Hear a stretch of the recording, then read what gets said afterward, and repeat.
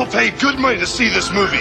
When they go out to a theater, they want cold sodas, hot popcorn, and no monsters in the projection booth. Everyone pretend podcasting isn't boring. Turn it off. Turn it off.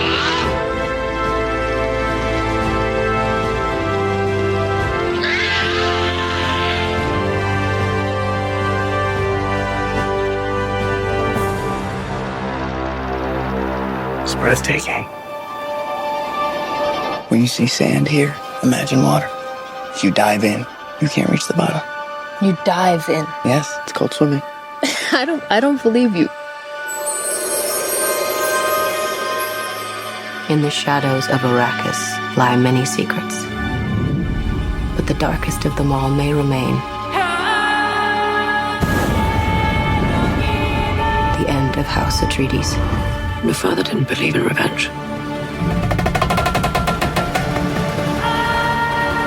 What if Paul Atreides were still alive?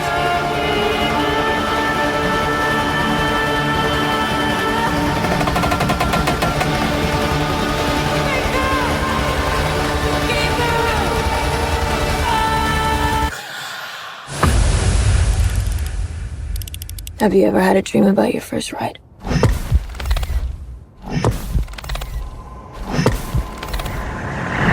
Don't try to impress anyone.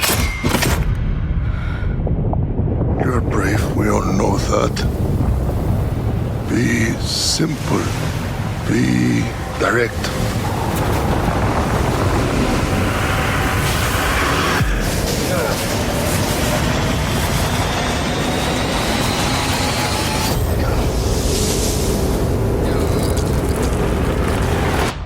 Nothing fancy. I understand.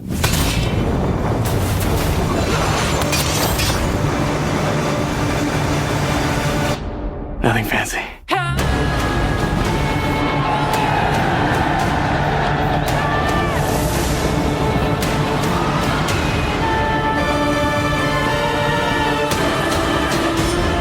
You will never lose me, Paul Atreides.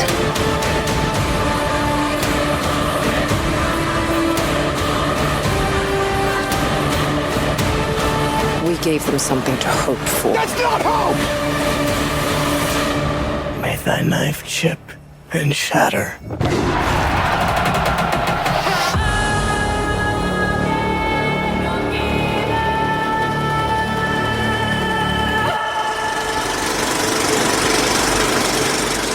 Welcome to the Projection Booth and the Kulturecast. It's a special crossover episode. I'm your host, Mike White. Joining me, of course, is the host of the Kulturecast, Mr. Chris Stachiw. I prefer to be known as Chris Muad'Dib. Oh. And you shall now be known as Usul. I am the strength at the base of the pillar. You always stroke the base. We are back talking about Denis Villeneuve's Dune Part 2. Chris, what did you think of Dune Part 2? I actually enjoyed it a lot more than I enjoyed the first one. I felt that while there were things in it that are... It still has its problems. I'm not a big fan of Timothée Chalamet's energy and what he brings to most things I've seen him in. He's just, I don't know. I got about halfway through Wonka and I was like, this is so fucking twee. And then he brings that energy all the time. And I think for me, this might be the best I've seen him personally, because in terms of Paul, I actually find the Paul character to be better executed in this movie than in anything else I've seen other than the TV show. But that never counted. That doesn't count, not because it's a TV show, but because you're given plenty of time to do it, more time than these movies got. But I enjoyed it more. I think that the additions to the cast amount to very little, if anything at all, other than Austin Butler. I'm not surprised to see that it looks like Christopher Walken and Florence Pugh were on set one day, maybe. I don't know. Like, it's very weird. Some of the stuff is weird. And again, if you are to take a step back and look at David Lynch's Dune, which I know you and I both have in the last 2 years since this movie came out, right after I saw this movie, like I watched Dune 1, I watched Dune 2, I came home, I watched the Spice Diver edit. The Spice Diver edit, the original version of the movie, has its own problems, and this movie somewhat falls into similar traps just based on the way the narrative is executed. But I actually think that this movie does a better job at finishing the story of the first book than I was expecting it to, given how poorly it executed the first half of the story. And I'm actually interested to see if they do make a third movie, because the narrative where it's left is more interesting than where the Lynch one leaves it. The Lynch one kind of leaves it, blue sky on Mars a little bit right at the end, which, I mean, that ending of the David Lynch always reminds me of Total Recall, because it has that, and we've changed everything and now it's all good. And as two people who enjoy the book, that is not how the book ends. Not even close. And this ends closer to the way the book ends.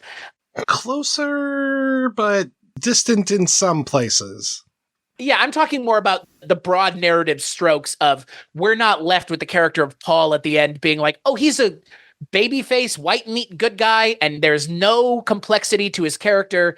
And I'm not saying that's the case with Kyle MacLachlan, but here there is a focus put on the internal struggle of Paul, which I do appreciate, because that's part of the narrative. That is what makes the way the narrative is told so important.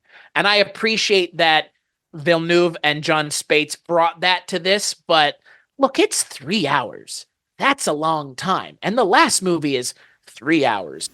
It's 6 hours of epic as fuck Dune, made to look epic and executed epically, and it's going to resonate with a lot of people. And for the spectacle of it, I enjoyed it. For what it is in terms of Dune, it does not fire on all cylinders. But if we're talking about this solely as an epic piece of filmmaking, I think it checks all the boxes.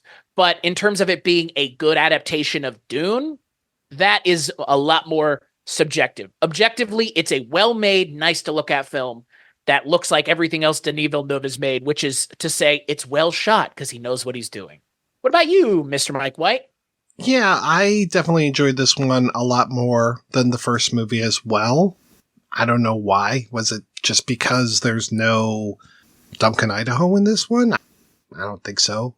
Wait, you didn't like Jason Momoa? My boy! He was fine. And it was nice to see Gurney again. Rewatching the first one, I was just like, man, Dr. Yui got such a raw deal. That guy's barely in the movie. And there's really just not a whole lot of explanation of the Imperial conditioning and how Piter broke it and all these things. Piter is barely in that movie as well. I'll tell you who else is barely in this movie. Aaliyah. Over last weekend, I interviewed Max Avery, who wrote the Masterpiece of Disarray, the book about the David Lynch Dune. And he was like, oh, there's that whole fast forwarding moment in Dune, the David Lynch Dune, where it's like in the 2 standard years that followed, blah, blah, blah, blah, blah. And they just fast forward through the narrative. And he was like, oh, they do the same thing in Dune Part 2. And I was like, actually, they don't. Because this whole movie takes place over a 9-month or less period of time, because Jessica is pregnant at the beginning and she's still pregnant at the end. We never get to see Aaliyah. I just kept wondering, how the hell are they going to do Aaliyah? Are they going to do a little girl? Are they going to do some sort of bizarro CG creature like that awful baby in those Twilight movies? What were they going to do with Aaliyah? We'll solve the problem by just not doing anything with her. We'll show her in the womb and we'll show Anna Taylor-Joy in a dream. That's it. So it is odd that Aaliyah of the Knife does not show up in this movie. There's some weird changes, and there's some that I like a lot. I'm really glad that Gurney Halleck finally gets his revenge against the Beast Raban, but then that battle, quote unquote, is so anticlimactic. I'm just like, it's almost better that he didn't. Obviously, before the movie came out, there was a lot of talk of who is Anya Taylor-Joy playing, and she's not even credited in the movie. On top of everything else, she's literally uncredited. Again, in a lot of ways, this movie reminds me of, after reading Jurassic Park, this is how I felt about rewatching Spielberg's Jurassic Park, which is, this is fine for what it is in terms of being a big, loud, entertaining movie that is well made by someone who understands how to shoot a film well and understands how to make a film well. And Steven Spielberg is at the top of that. I think Denis Villeneuve is as well. But yeah, God, you know the fucking problem with Dune is? Dune's stakes are really hard to convey. And this movie, I think, does a semi-decent job at conveying the stakes towards the end, with the great houses showing up and just nuking them in space and all of the things that we don't really see in the original movie. We understand the stakes here, but to your point, because one of the characters who is such a big part of this, who will be part of the next movie, assumingly they make a next movie, the Dune, it won't even be Dune Part 2 or Part 3. It'll be Dune Messiah. I don't even know how they could call it Dune Part 3. I guess they could. But that's the thing. It's like you leave one of the biggest characters out to tease another movie, is what it ends up feeling like. If you like Anya Taylor-Joy, and if this movie makes money, she's going to be in the next movie. And she may even take the place of Timothée Chalamet. He may not even be in the next movie. They may jump it forward and ahead in time far enough where he's played by somebody else, theoretically. I don't know if they would do that, given that he is the quantity that he is, given what he brings to the franchise as a whole, because he's pretty much the face of it. Him and Zendaya are. But yeah, to leave the character of Aaliyah out, to give one of the main characters' deaths to Paul Atreides. By the way, spoilers. I'm assuming everybody is. Oh, yeah. Yeah. Sorry. Spoilers, everybody. We haven't really spoiled anything yet other than Anya Taylor-Joy, who, again, she said everybody knew she was going to be in the movie. I was just waiting for her to. So it wasn't a matter of if, it's when. Oh, yeah. We saw her on the red carpet. Yeah. If you weren't looking at Zendaya in the robot dress, you were looking at Anya Taylor-Joy.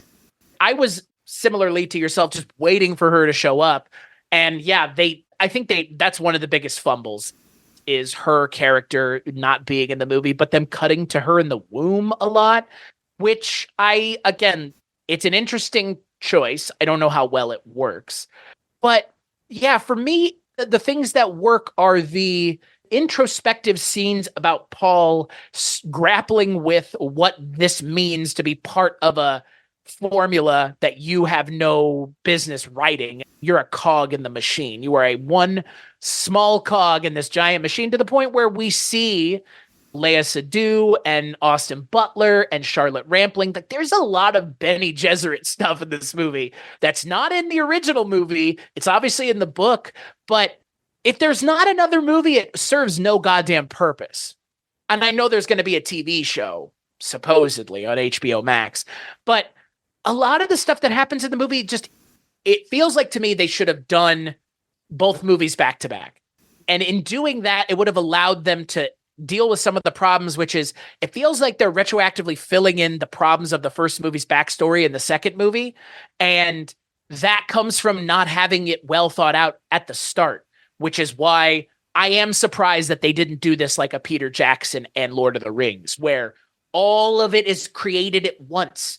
There's no universe where the last movie is a good movie if it's the only one that exists, because it literally doesn't tell an entire fucking story. Basically, Jessica is the villain of the piece. Yeah, pretty much. She's the one who realizes, oh, there are all of these believers in the South. I'm going to go to the South and I'm going to talk to them and basically build up the base for Paul being the Messiah here. Or actually, I don't even think she doesn't even think that Paul is the Messiah. She says at one point that she's going to give birth to the Kwisatz Haderach, and that is Aaliyah's character.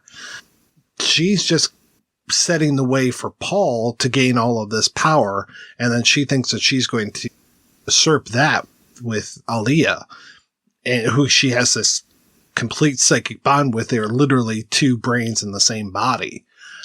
I like that, and I don't know how much I like that Stilgar becomes a true believer and that he is always looking for signs. I like the way that they played it in the Lynch version, where it's just, and he shall know your ways as if born to them. Like, those kind of things are like, again, it is the legend, those kind of things.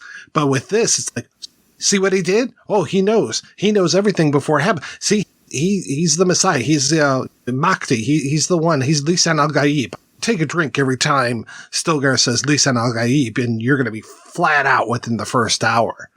But I do like this idea of the different factions of Fremen, and that the Northerners are a little more skeptical and the Southerners are a bunch of yokels.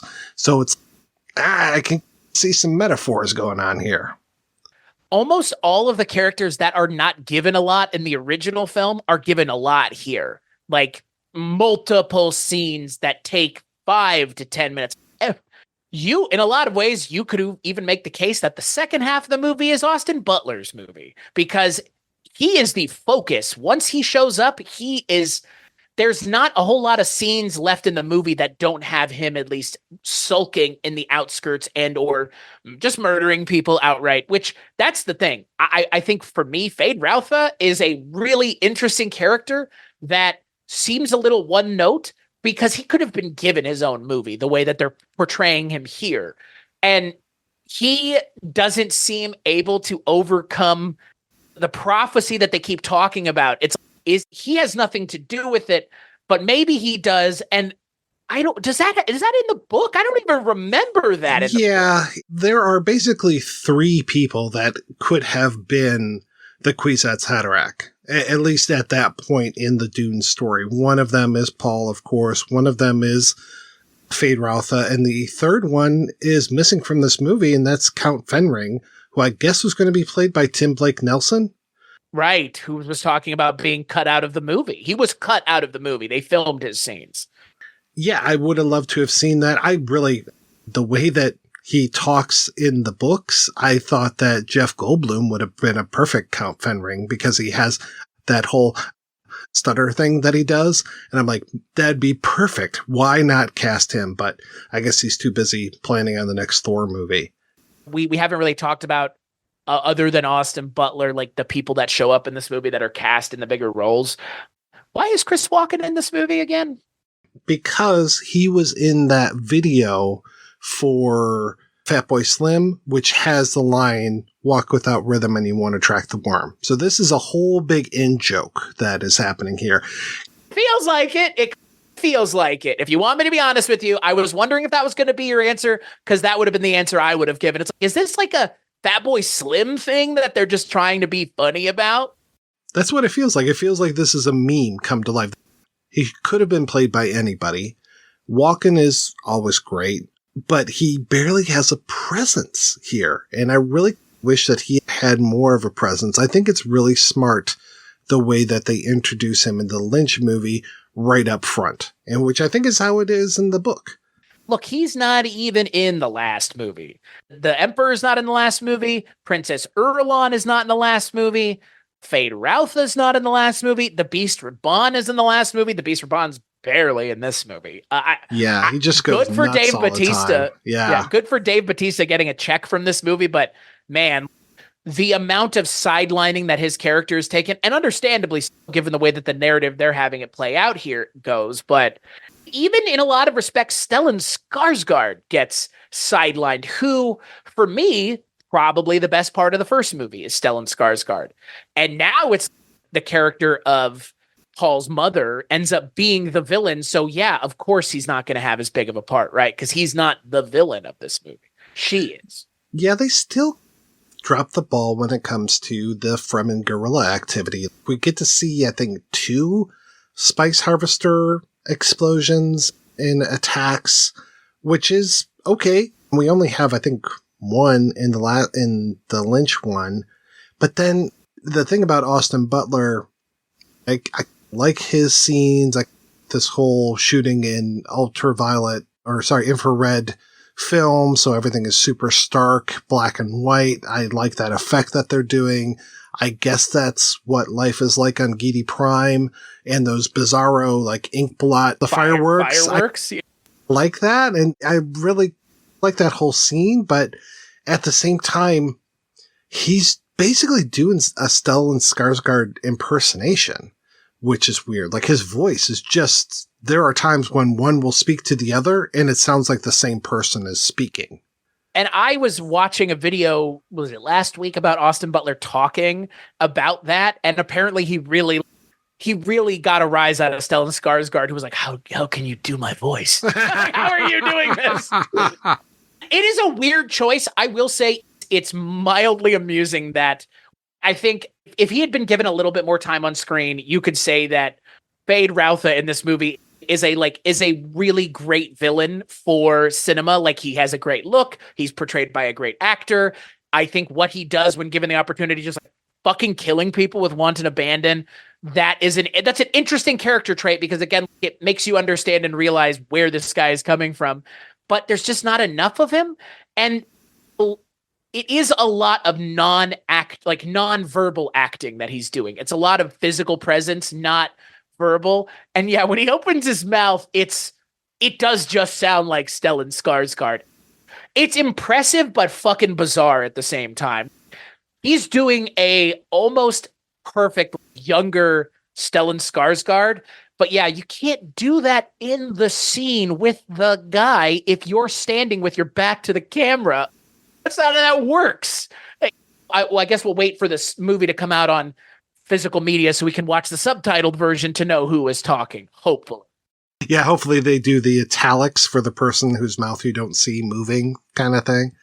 Yeah, the whole thing with Feyd-Rautha is very interesting because I'm sorry to keep saying in the book, but in the book, there's this whole thing about him in the gladiatorial arena. I think he's killing his 1,000th person that night.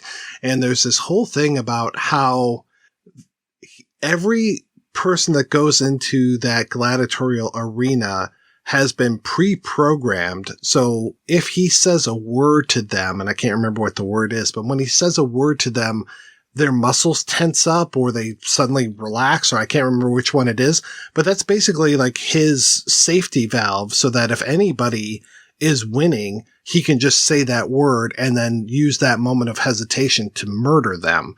And he also has this whole thing of like the blade, the thing that we've seen on Sting's girdle. That is a thing as well. And there's all these plans within plans of how he wants to get the slave master or the gladiatorial guy murdered or pin all this stuff on him. And yeah, it's just this whole political back and forth between him and his uncle. And we don't really get any of that stuff other than, oh, that one Atreides slave wasn't drugged. And then the uncle, the Baron Harkonnen, is like, oh, now you look like a hero because everybody knows that slave wasn't drugged. So you look like you're a really tough guy. And it's like, oh, okay. But really, his story doesn't go anywhere. And what's really bizarre to me is, having recently seen Blade Runner 2049, the scene where he gets his knives, the guy comes in and gives him his knives and he takes it and he just ganks two of these slave girls or whatever they are, harem girls around him.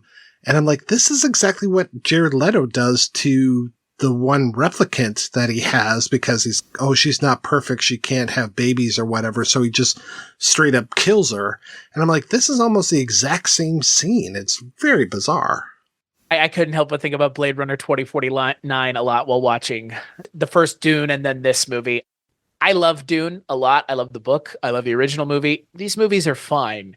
I think Blade Runner 2049 is a better sci-fi movie than these two Dune movies, which is weird to say, but I think I've also gained a larger appreciation of Blade Runner 2049 in the last year and a half since you and I did the episode on your show for it.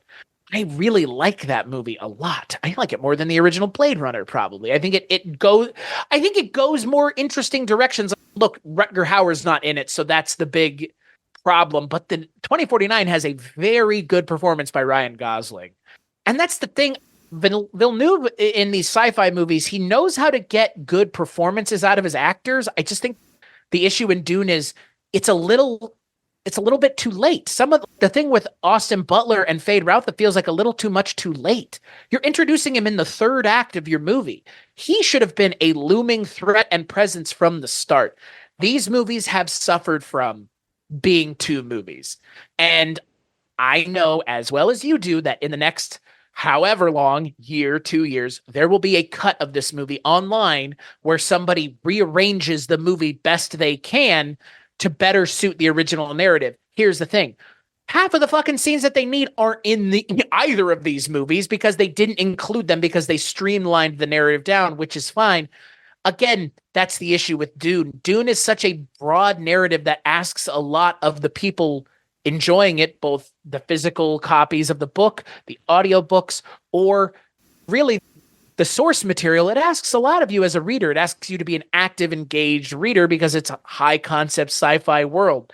This movie, I don't think really captures part of it. In this movie, again, it still feels boring. It makes all of this feel very, is it wrong to say it makes it feel very Terran? Like it feels like Earth in a lot of ways. Like this feels like a very earthly conflict, and it doesn't feel like a conflict of the stars. And I'm not saying it needs to be Star Wars. And I know people will say that Dune was copied to make Star Wars, which, I mean, if you're talking about Joseph Campbell, then yes, everything copies Joseph Campbell, not just Star Wars copying Dune.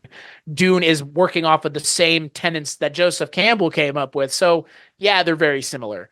But I think that if anything, these movies suffer from not being one movie more than I think the first movie suffers more now with the second movie coming out of them not just being one singular thing.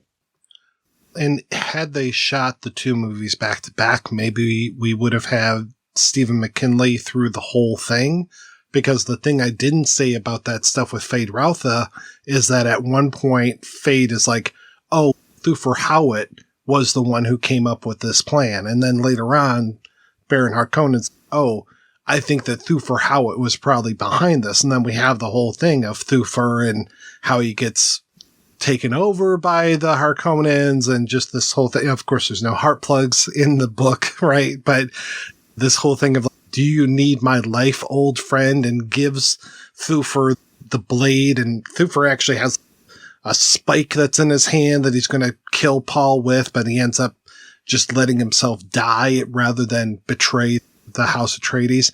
You also get that whole thing too, and I'm glad that they cut it out, because Thufir thought in the book that Lady Jessica was behind the death of Duke Leto, and then also Gurney Halleck thinks that Jessica's behind the death of Duke Leto as well. And so you have this whole scene in the book of like him holding a knife to her back, and then Paul talking about like, you haven't heard my mother crying at night and all this stuff. Jessica and Paul, I know Paul says at one point, where are my feelings? I feel nothing. But he has like the visions of the skull of his father and the painting of Duke Leto and everything. But Jessica doesn't really seem to talk about him very much at all. And she just seems much more driven, like I'm saying, as far as, oh, we have this opportunity. I'm going to exploit this legend and bring my son to power, and basically thrust him into this role, whether he likes it or not. The idea of being back to back.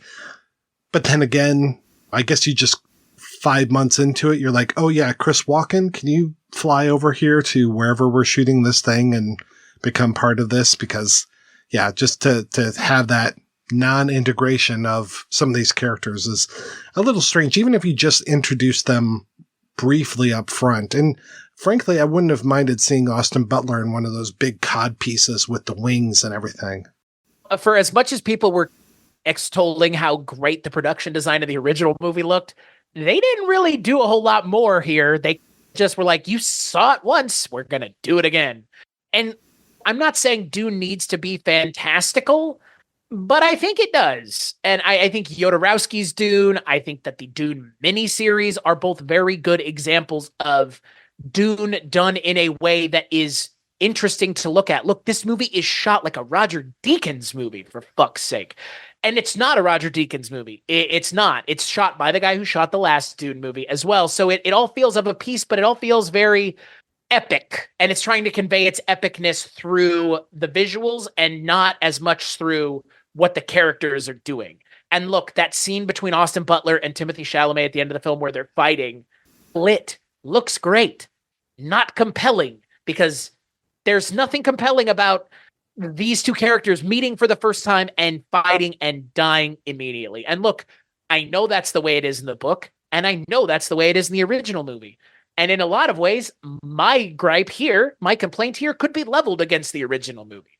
That, yes, Feyd-Rautha just is there and dies. But in the original movie, Feyd-Rautha is just there, and then he just dies. So that's fine. You haven't invested in him, so it doesn't matter that you're killing him in a lot of ways. He's just a device for the plot to function through. In this movie, you give half of the third act to Austin Butler, and then he just, boop, is dead, just the way he dies in the last one. And the fight is maybe 2 minutes longer than the original movie. It's still just as protracted. It's still just as, okay, he's actually just going to kill him right here, right now. Again, if you don't know the narrative, it might seem interesting. And that's the thing. I wish one of the people we could have on this episode with us would be somebody who has never read the book and has not seen the Lynch movie, because I feel like this movie's entertaining for the person who hasn't seen those things. And I'm not saying that's a bad thing. I'm just saying, look, realistically, people like Jurassic Park, but people that like the Jurassic Park book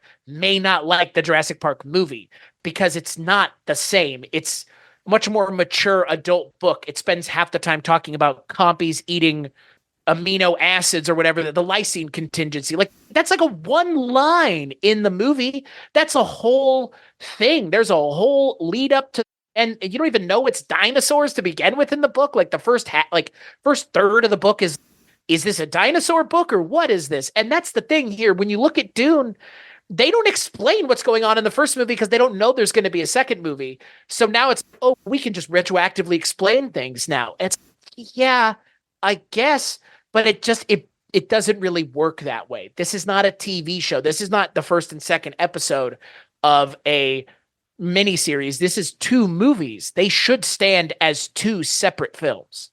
I'm okay with the way that they handled that, I think. Just because I do like this one a lot more, and I'm okay with some of the departures.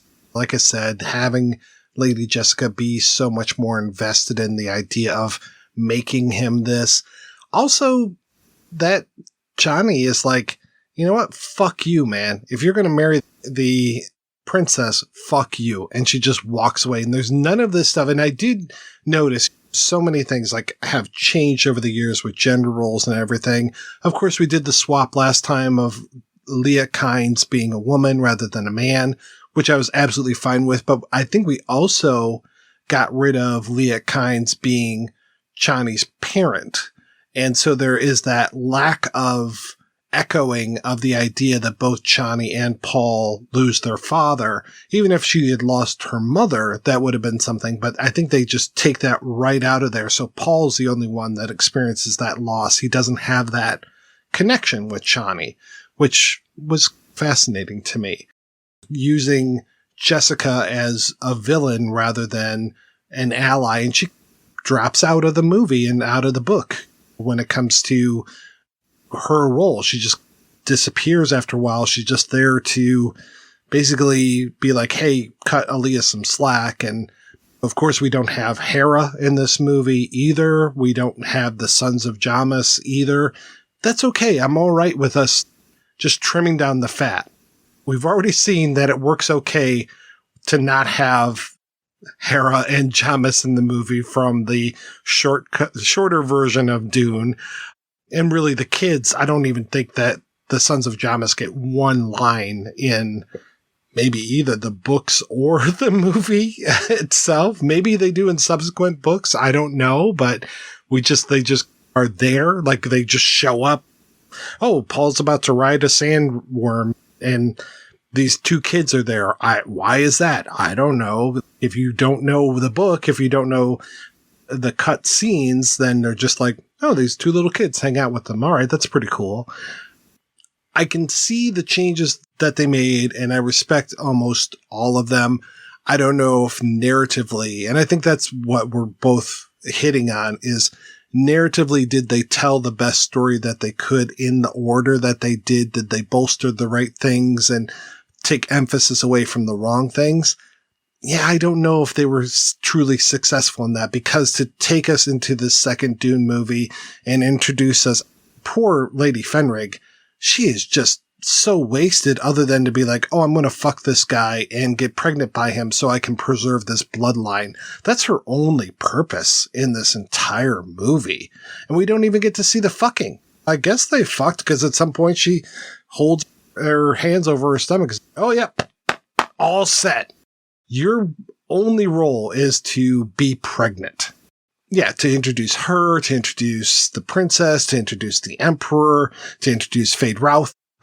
It's like, all right, yeah, we are cramming a bunch of new characters in here that really don't have a whole lot to do. They're still trying to get something for Princess Irulan to do. So they give her like the narration gig again, and she's keeping a diary, and we're finding out things from her. She basically is our voiceover in this one, but just still not enough stuff. So I liked a lot of the changes, but not all. And then just the way that they handled the actual pacing of stuff, I was like, yeah, they could do a better job. Yeah. And we've talked a little bit about kind of the royal side of things. I think it's also worth mentioning in terms of the Fremen characters, I actually think they do, other than Stilgar, which is a big problem, the way that they paint Stilgar in this movie. I actually like Zendaya in this movie. I think she's pretty good. Again, it's a big departure from her character in the book. But I think if you have one character who's, okay, maybe not, because that is, in the movie, her character is literally like, I am not okay with this. You cannot solve everything. Only I can fix everything. And look, Paul knows that he's leaning into that intentionally, but at some point you can't undo what's been done. And that is where the movie leaves us. And that's why she leaves at the end. And I like that is her character being given some agency here. She's not just, oh, I love Paul and that's it. No, she is firmly against Paul embracing the visions that he's having. And I find her to be immensely interesting as a character. And if they do make Dune Messiah, she's going to be like forefront in that entire movie. Look, maybe they don't recast Timothée Chalamet. If they don't, that means they have to cast Zendaya back as well. So that would be a good thing, because I think she might be the best part of this movie. She's really good. I think she's really well suited for this role, the way they've written it for her. I do really like her, yes. And I like that she has more agency. It's not really Chani, though. That's the problem. She is very much a completely different character. I think we just have to note that, just so that everybody listening understands. We are aware she is a completely different character from the book. That singular reasoning makes her a completely different character. I was so amazed because I was re-listening to the book the other day, and the whole thing with Paul taking the water of life. Like, after Jessica takes it, she almost looks like an addict. She's just like, you got to try this thing. This is amazing. She looks like she's freaking strung out. And in the book, the taking of the water of life for Paul happens the way it does here, where he's just like, I got to take the water of life. And then boom, cut to Jessica being like, hey, Chani, I called you here. And I can't remember. She gives Chani some sort of like bullshit excuse. She's like, Chani, you got to get up to this siege. And so Chani comes up. She's like, oh, I'm sorry. Got you here under false pretenses. But Paul, he took the water of life 3 weeks ago and he's in this coma, and only me with my Bene Gesserit training am able to determine that he's still alive. Otherwise we would have sucked all the water out of this guy. And Chani figures out, she takes the water of life, puts it on her fingers, puts it on Paul's lips. He licks it or whatever, wakes up. Oh, okay, I've done all this. It's, again, anticlimactic. And I know that they shot that. Lynch shot it almost like that originally, but then was like, this scene needs something else. So the whole thing of him going out to the desert and having all the worms show up and they're like almost paying homage to Muad'Dib and stuff. I'm like, yeah, that's what you deserve. Like, it needs something epic, and it needs to cause ripples through the entire universe. Again, that line of there's a place inside of women terrifying to us that we cannot look at. This whole thing of, and look in that place and you'll see me staring back, him saying that is gone as well. I'm like, yeah, all right. Again, it's that man-woman thing where we're changing it, and I'm absolutely fine with that.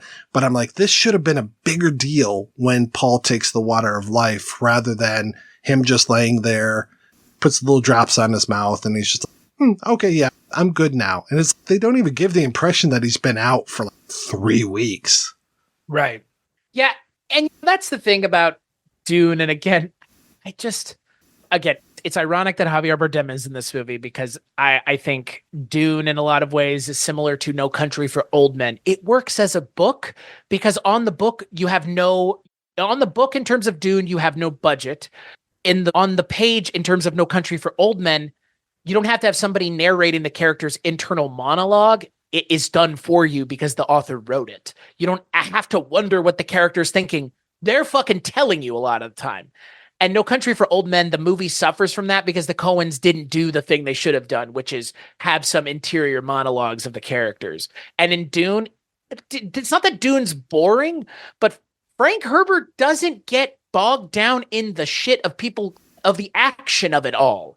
It's not like, and then Paul took his knife and swung it, and then somebody else swung it. There's not a lot of that in the book. The book is more about this world and what's been going on and all these people pulling and pushing and grabbing and groping and for the littlest piece of everything. And that is why for me, the Dune board game from the 80s is a good representation of the fucking universe of Dune because it's about 4 to 5 houses all competing for one thing that is so valuable. Your entire house can become the wealthiest house in the universe because of this one thing, because this one thing is so useful. And do you realize they're mining spice in this movie? Because it gets pretty much, the spice gets sidelined in this movie. It's weird. Again, it feels like Dune. It looks like Dune, but the things that they leave out and the things they just gloss over, some of that is what makes Dune. The thing that is also missing from this movie that I was very surprised about, no guildsmen. There's nothing to do with the guild. How do they get around? How do you get around fucking, that's my point. Why is the spice important? If not guild navigators who literally are using it and they transform their bodies through using spice. Doesn't matter. Their ships just show up. Okay. Yeah. And look, I get that in Lynch's Dune, they don't explain this giant fucking monster in a water tank. They don't explain it. They say that they say later on what the deal is, but I would rather have it and it not explained than not have it at all and try to figure out why spice is so fucking important. When the guild navigators, first off, in the first movie, they're like, oh wow, it's really expensive to travel through space. Yeah, they're like, how many Solaris did it take to get here? Like, why are you asking this question if this ultimately doesn't matter? Exactly. And there's no talk about that when it comes to the satellites and all of this stuff and how many ships show up. And it's the guild navigators that send back all the ships of the great houses. The whole Landsrod is out there waiting, as opposed to this movie where it's just like, oh, all those guys are still up there. All right, fuck them. We're going to go jump in our ships and battle them. And I'm like, that seems really out of line. Like, I don't recall a lot of space battles in these movies, but okay, sure, if you're going to do that. But yeah, it feels like we're missing a major component. We've got the Bene Gesserit, but we don't have the Guildsmen. And to me, like those two, I know the spice definitely plays a role when it comes to Bene Gesserits and their power and everything, but of course it majorly plays a role for the Guildsmen and changes their whole body, changes everything. And they wear contacts so that their eyes don't have that same blue within blue that the Fremen have. Yeah, we're missing that. I would really like to know more of the power structure of what's going on here. That's a nitpick because the story doesn't necessarily need it, and it does ultimately change how the end of the movie is. Okay, we're going in a different direction. So I'm not mad about that. I'm not butthurt by the changes that they're doing. Some of them I'm just like, that was an odd choice. And others I'm just like, okay, yeah, we trimmed the narrative. It works well. Or like I said, we give Gurney his due. He finally gets to kill the Beast Raban. Beast Raban, for all intents and purposes, disappears from the second half of the Dune book. You get those shots even in Lynch's movie where it's like Paul Smith walking up a dune and looking really angry, and that whole, who is this Muad'Dib? But that's about it. The whole thing, like how they don't know who Muad'Dib is, they figure that out pretty early in this one. There's no, oh, Paul is Muad'Dib. We find that pretty early on in this one. As much as I enjoy the acting talents of Dave Bautista, which I do, I'm not joking. I think Dave Bautista is a great actor. You wouldn't know it if you watched this movie. And even the last one, that's the thing. I went back and rewatched the first one. And yeah, in a lot of ways, all it does is it sets him up to be a threat, and then he's not a threat in this movie. And it's like, why did you even set it up in the first movie? Because we didn't really see it pay off. We never really saw him do a lot in the last movie. We got to see Feyd-Rautha do more in one scene or two scenes in this movie than Beast Raban ever really gets to do.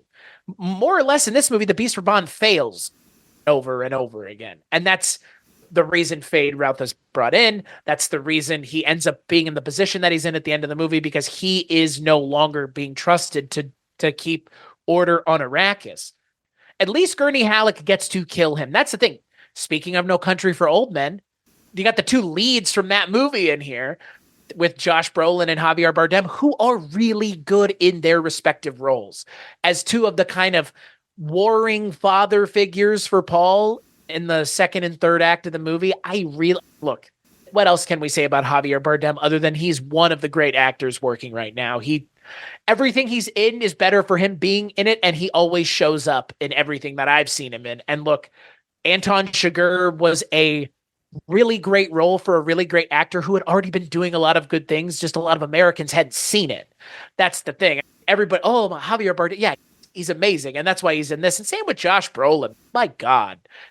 Just give him a couple lines of dialogue and he chews through that shit like crazy. He brings that like gruffness. It's a little bit of cowboy energy, but it's needed here. Cause I don't know. I love Josh Brolin, and I think he's better suited playing these kinds of roles at this point in his career, because not a little goes a long way, but Thanos is like the career-making role for Josh Brolin. I feel like that first Avengers movie is really good because of how good he is, the performance that he turns in. So at this point, he is similar for me to Robert Downey Jr. He can do no wrong because he showed up for one of the biggest movies of all time. Yeah, needless to say, the supporting characters are given a fair amount of time in this movie, and every actor, for the most part, that is one of those newer supporting characters or returning ones is given something to do, other than the ones that aren't, which is the problem. The problem is, like, some are and some aren't, and the ones that aren't are given even less. We always joke about Virginia Madsen in the original version of Dune has one line of dialogue, right? Yes, father. Yeah, father. And then in the Spice Diver version and the other versions, she introduces the movie and she's in the known universe, blah, blah, blah, blah, all of that, which is really great. It comes out of nowhere. You get that shot and it's just her staring at the camera. Like, it's so weird. So David Lynch. Why is Florence Pugh in this movie? That's the thing. Some of the characters that do show up are great, but the ones that don't are so bad. It's like, why is Florence Pugh in an extended cameo in this movie? Why is Chris Walken in an extended cameo in this movie? They are not given enough, or if they were given enough, it did not end up in the finished product. All right, Chris, let's go ahead and take a break, and we're going to play an interview with Max Avery, the author of A Masterpiece in Disarray, David Lynch's Dune, and Oral History, and we'll be back with that right after these brief messages. Get ready to dive deep into the life, career, and unforgettable moments of the one and only Chevy Chase.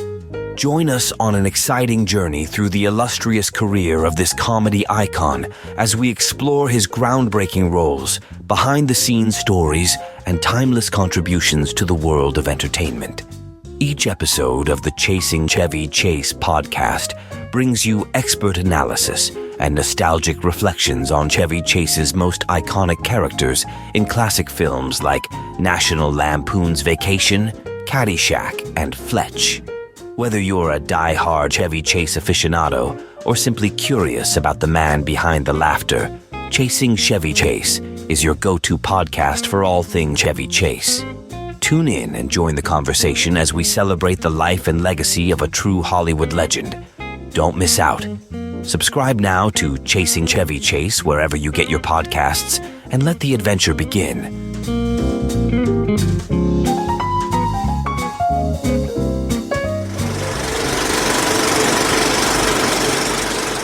Max Avery, how did you become a film journalist? I think like most modern day film journalists, I got into it as a scam to see free movies. I was unemployed and I wanted to go see these films, and a friend of mine had a rinky-dink little website, and he let me say I was a writer there. And I lived in DC, which at the time, which was a kind of small pond. And then they started throwing interview ops my way because I guess his site looked professional. Oh, it wasn't. And I remember one of my first interviews was like Robert Towne. I was petrified. I was like, geez.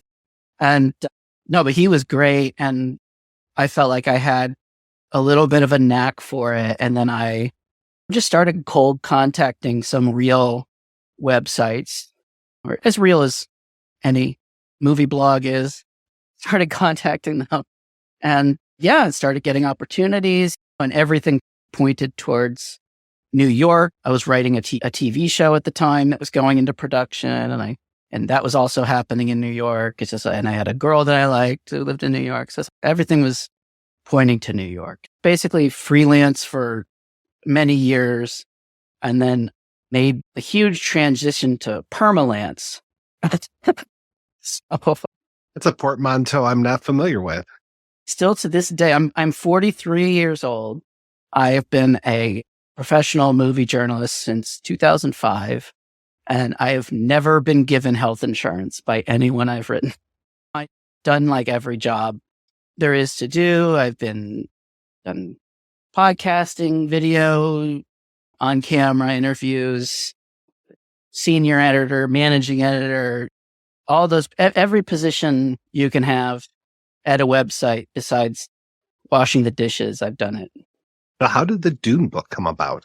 The Dune book came about during a nadir in my professional career. I had been at a once great website that had turned to what's a polite euphemism, dog shit. It basically had gone from very friendly permalancing to sweatshop. And I was having an awful time. At one point, when I was thinking of leaving, I was looking at how many articles I'd done in the 7 years, and it was like 7,000 articles. And I think I was proud of 5 of them. This is like SEO garbage, listicles, crappy news bits. I didn't want my tombstone to read 3 new character posters for Mordecai. I wanted to do something with my life. So I got an offer to pitch a book to 1984 Publishing, and they were excited to work with me. They basically let me pitch whatever I wanted. And I think it was between The Fog and Dune. And I think I realized The Fog is great. There's nothing really to say about it. And the Dune, obviously, you had the Villeneuve movie was coming up. And I was like, let's see what we can do with Dune. And started digging into it. And the more I dug, the more I researched and read about Lynch and read about the sort of harrowing production of the movie. I just became more and more fascinated by it because it was like this gargantuan, mammoth undertaking, thousands of people, all these sets and like 50 speaking parts. It's just this colossus of a movie. And there's so many incredible intricacies to it that you would never notice on the first viewing. Dune is not a great first viewing movie in general. Dune is like a 4th or 5th viewing kind of movie. I always say it's like the earwig episode of Night Gallery. Like it crawls into your ear, it lays some eggs, and then it crawls out. And then eventually the eggs hatch. And you're like, oh, let's watch Dune. But early on, it was when the Arrow disc came out. And I remember listening to your commentary. And that was one of the things that really made me appreciate how intricate everything was. I think you were the one who pointed out that in the scene where the hunter seeker comes out of Paul's bed. It comes out of the lion. And the lion, of course, is the symbol for the emperor. And I thought that was such a great observation. And it made me realize, oh, Lynch is really a great world builder. Like, he's so good at that kind of thing. And obviously, and then, I found so many other great details like that. And then, of course, later discovered his Messiah script and discovered there are even more Easter eggs in the film that I couldn't even conceive of until I read them. So it's a movie that, even in its incredibly truncated, mutilated form, is just an embarrassment of riches. Your book is a oral history, and I know when I tried to get anybody from the production to talk to me about it back in 2012, I think, it was almost impossible. I just kept getting refusals, but you have some sort of magic, my friend, that you were able to unlock some doors. So how did you do it? How did you get a hold of all these people to talk about their experiences? It's a lot of persistence. It's a lot of detective work. And it's a little bit of light stalking. I have a friend, I don't know if you know her name is Heather Buckley. She does a lot of home video featurettes and things like that. She's a producer. She's done some features as well. She's really great. And she told me early on, so I was like, how do you get talent for your stuff? And she's, unless you get a no, it's not a no. And I thought that was probably the best advice I got, because I definitely got a lot of nothing or we'll check and because it was, I think another thing that really helped was that it was such a long process of writing the book, and it's very slowly, meticulously build up your interview arsenal. And you get this person, you get this person, you get the DGA trainee, you get the assistant art director, and then from there you get the art director, from there you get the AD, from there you get the producer, from there you get the director. You build out and prove yourself too, because if I had been an asshole to the early people, probably word would have got around, oh, this guy's a dipshit, like, don't talk to him. So not that's what happened to you, but book is very honest, but it's not exploitative. It's not, about gossip and any of that stuff. It's about making the movie. And if the book had been studio approved, like Ed Naha's The Making of Dune was in 1984, that's a great book, but it's definitely hampered by the fact that it's an official book. And I didn't have that problem. And nobody ever told me you can't do this. Or I think I had one talent tell me that they wanted to read their quotes. And I was like, fine. I sent them his quotes and I never heard anything back. So it's like, to a certain extent, it's like, if you just don't be an asshole, just, don't be doing it for the wrong reason. I had a lot of details that were fed to me about, oh, this person slept with that person, this person did this and that. And it's like, that would be, for some people, that'd be the first thing they glom onto. And I was just like, it's not about making the movie. I don't care. I don't want to hurt people with the book. I was trying to tell, figure out how, Dune happened. Who were some of the more difficult people to get in touch with? I don't want to say, because I don't want to make them look bad, but I will tell you, it wasn't always the people you thought. David Lynch, a person I thought I would never get, ever, was one email. And then there were other people who I thought would be like, oh, easy peasy. They actually, either they wouldn't respond or they would say yes, and then I wouldn't hear from them for 2 years. That's called a Hollywood yes. Everybody who did eventually give me their time was fantastic, really generous. Kyle MacLachlan gave me an hour and a half. He didn't need to do that. Sean Young gave me 2 days, 2 different days. Yeah, but Bob Ringwood was I think almost 3 hours. He's my favorite. I love Bob. I'm sure if you've read the book, you know how awesome he is. He doesn't give a lot of fucks, but he's not an asshole about it. Like he's very complimentary to people. He's very complimentary to David. He's just like, I had a problem with this. I had a problem with this. This wasn't right. This was not fair. This was bad. He told it like it was. And I respect that. And he's a genius too. I will say that if I ever do another book, which I hope I will, I would want to get at least one or two of the principals involved right away, because I didn't get David until over a year into the process. So for over a year, I didn't know if I had a book. I didn't have David. I didn't have Rafaela. I didn't have Kyle. I didn't have Sean. I didn't have any of those.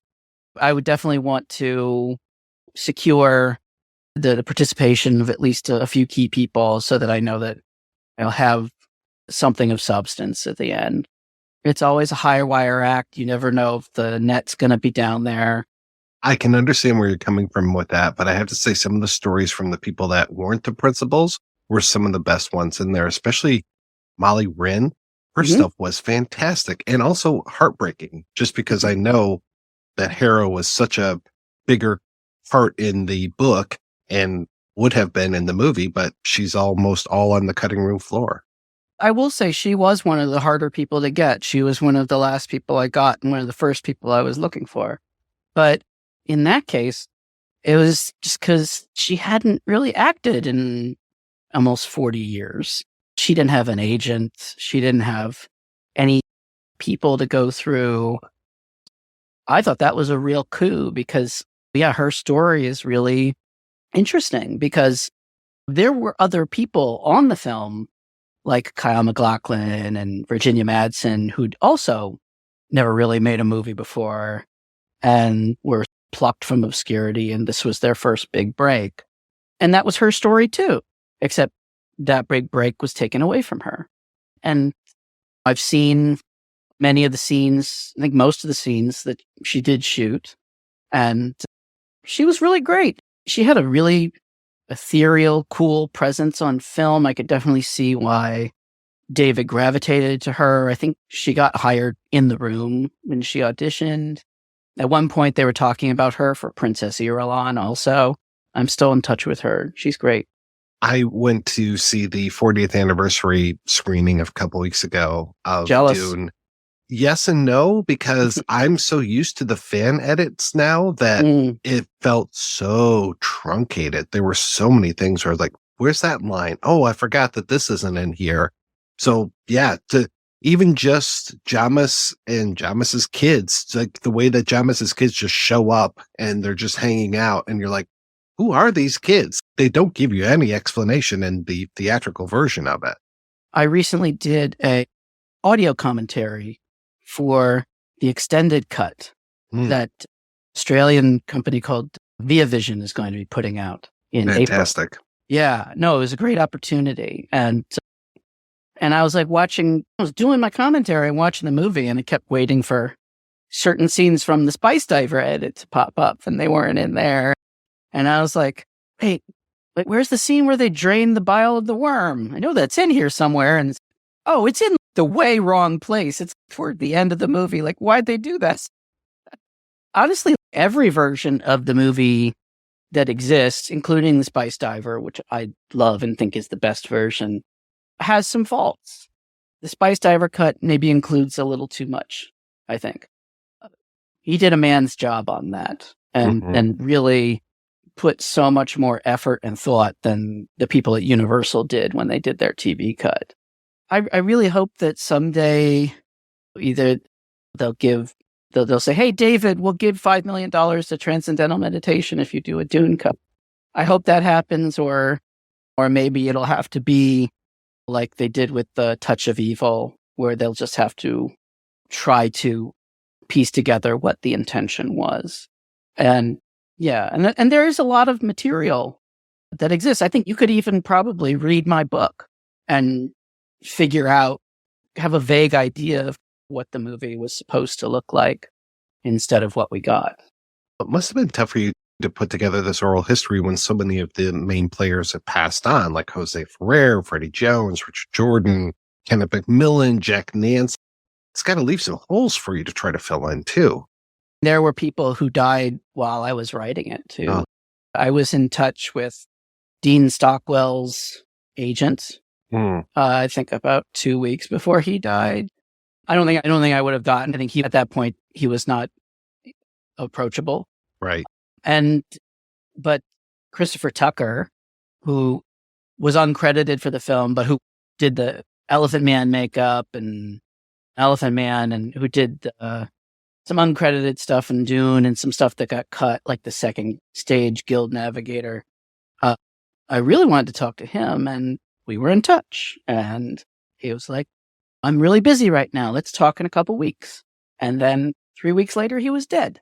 In a lot of ways, that is part of what fueled my sense of urgency and my sense of completism of trying to get as many people as I possibly could. And they're only going to be around for so long. It's already been 40 years. And some of them have better memories than others. Probably the best memory of any of them was Alicia Witt, who was only 7 years old and was a child prodigy. So she soaked up quite a bit. But they're all getting older.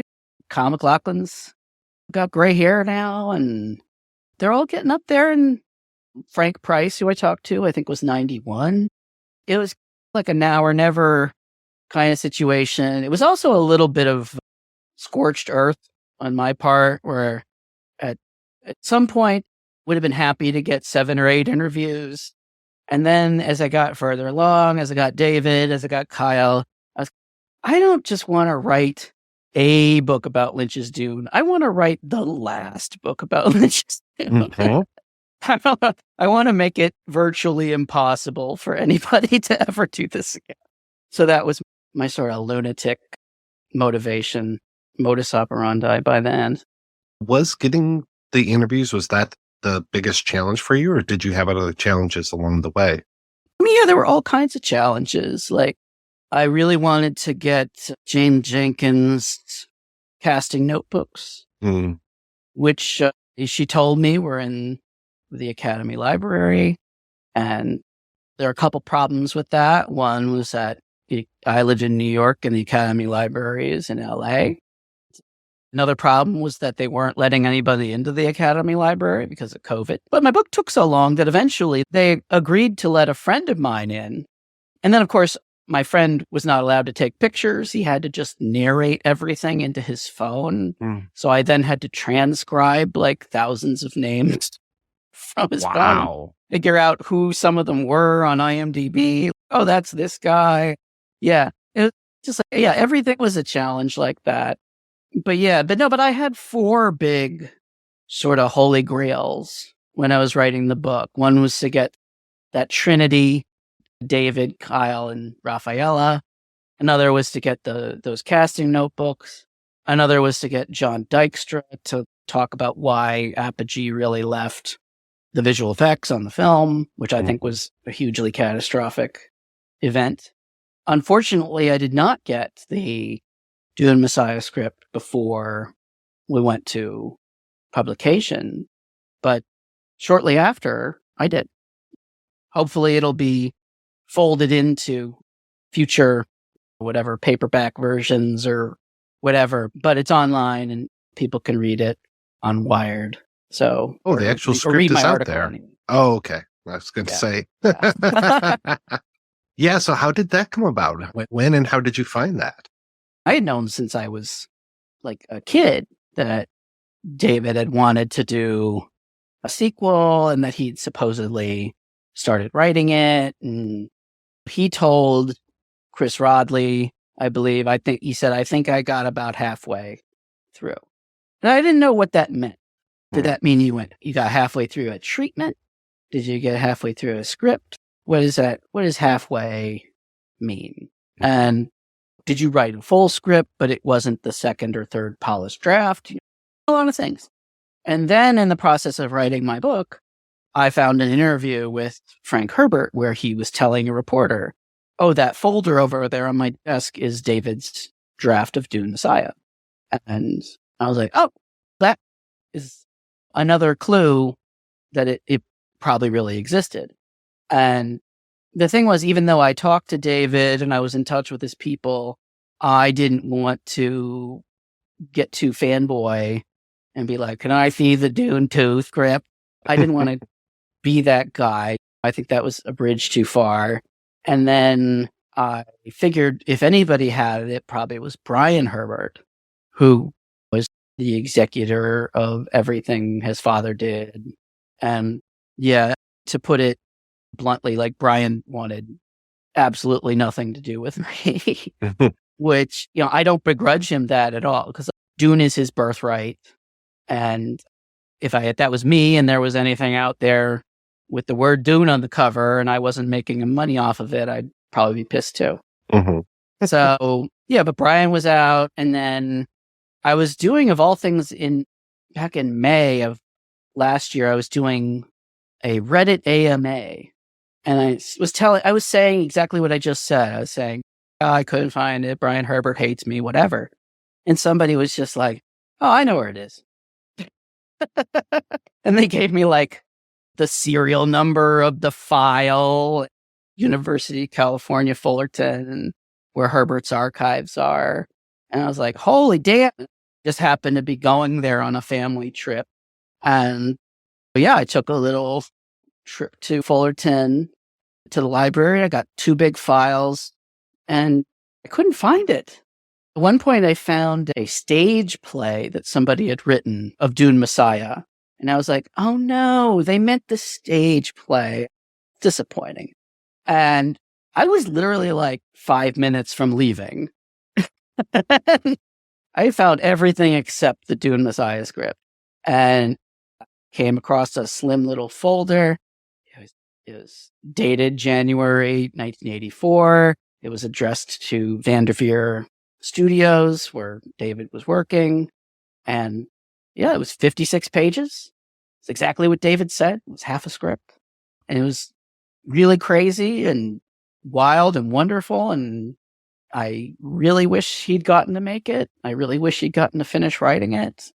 To me, the coolest thing about that script is I could show that to any of the jerky people online who are like, David just did it for money. He didn't care about Dune, and he never even read the book or whatever. And I would just show them that. I'd be like, look, he wanted to make another one. What is wrong with you? He was really into this. He gave 3 years of his life to it. Yeah. Well, I think it's such a good adaptation. I'm listening to the book right now, and to hear some of the exact lines coming in, and they're coming in at the right time. I think of course, it's a little rushed because of in the 2 standard years that follow type of thing. Like the second half of the movie is definitely contracted, but that first half, I think, is a damn good adaptation. You want to know what's funny? Is there's a scene like that in Dune Part 2 as well.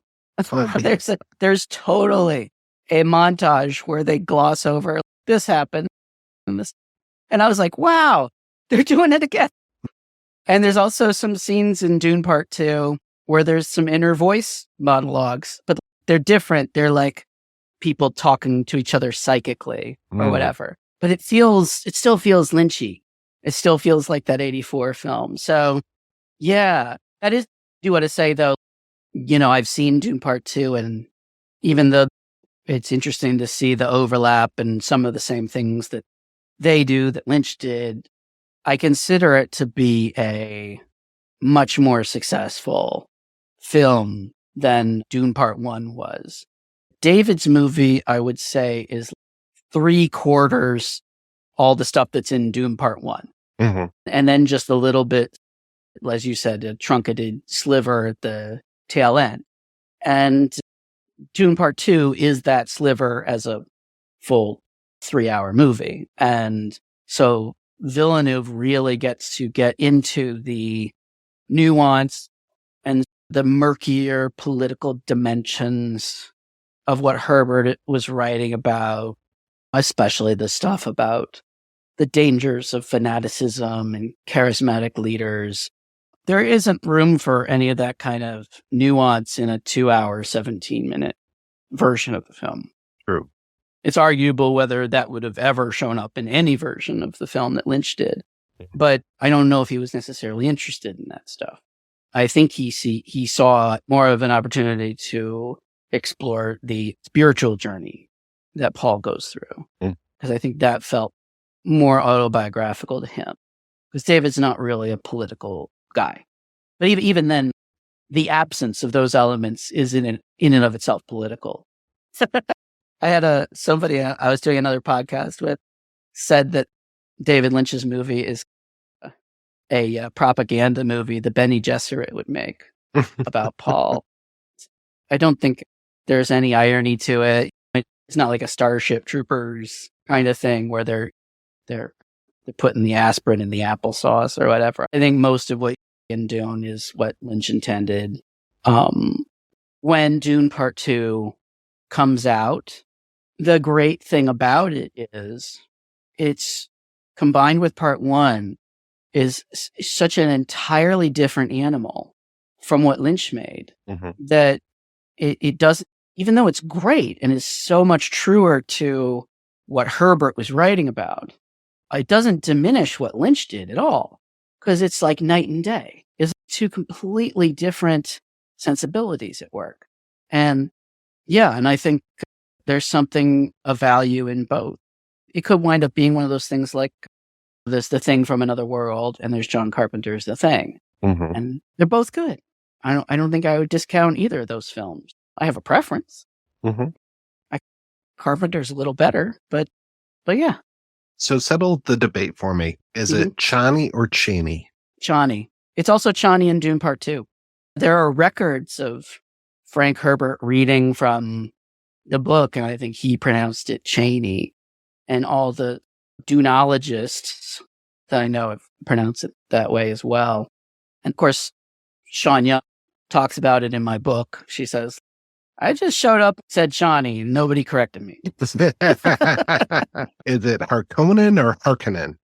Harkonnen sounds cooler. Doesn't it? Yeah. Sorry. Potato, patata. Tell me the Patrick Stewart story, because I don't remember all the details around how he got cast. And there was he got cast accidentally is what I keep hearing, but I don't remember it being that way. There's so many different versions. And of course, Patrick exaggerates a lot. Kyle sets the record straight a little bit. He just said, when Patrick says he got cast on accident, he's taking the piss or whatever. But basically what happened was there was a London production of, I think it was Henry IV, and Patrick Stewart was the lead, and he is in kind of this big beard and long hair, very feral kind of Henry. And Dexter Fletcher was in the show as well. And Dexter, of course, had been in Elephant Man. He was meant to be the lead character in Ronnie Rocket, had that been made. And he talked to Lynch and Raffaella about playing Paul in Dune. And they were talking to him on the stage where this play was being put on. And Lynch just saw Patrick Stewart in the corner rehearsing his lines. And he just asked Dexter, who's that? He said, that's Patrick Stewart. And he's like, all right. And he jotted it down. And then when all the Mishigas happened with Aldo Ray, who had been initially cast as Gurney, where he got into a fist fight with some Mexican police or whatever happened, alcohol was involved. Aldo was out, and Lynch just remembered this gruff guy with a beard and said, bring me that guy. And then he shows up, and it's Patrick Stewart looking like the King and I or whatever. And yeah, so it might not have been quite what he expected, but it was a last minute replacement. And I think it was a brilliant happenstance, because not only was it Patrick's first real entree into sci-fi, which is the genre that defined his career. You're talking about a really sprawling cast with like 50 speaking parts, and he pops. He really pops just because of the way he looks and the Shakespearean gravitas that he brought to that role. And yeah, Aldo Ray would have been fascinating, but totally different. Oh, yeah. And as they say in my book, they had to build a special still suit for him, just tuck in his gut and all that stuff. Poor Aldo. Feel bad for that guy. It could have been the Beast Raban's father. Yeah. Yeah. Max, I have to tell you, I thought I knew a lot about Dune before I cracked the cover for your book. And within the first 20, 30 pages, I'm just like, okay, I'm in for a ride. This guy did his homework. There's some great stuff in here, and just stuff about the movie, but even things outside the movie. You mentioned Rodney Rocket, things that I thought I knew a lot about, but you just blew me out of the water. So many good stories and so much good material in there. Some of that is just because my publisher let me run wild. I think if I'd had a more commercially minded editor, they probably would have been like, you could bring this down to 300 pages. And I could have, but you would have lost, like you said. I want to know about how this connected to Ronnie Rocket, how this connects to Elephant Man, how this connects to Wild at Heart. There already was a book about the making of Dune, and it ends right before post-production. And that's when the real interesting stuff started to happen. That's when the real catastrophic stuff started to happen.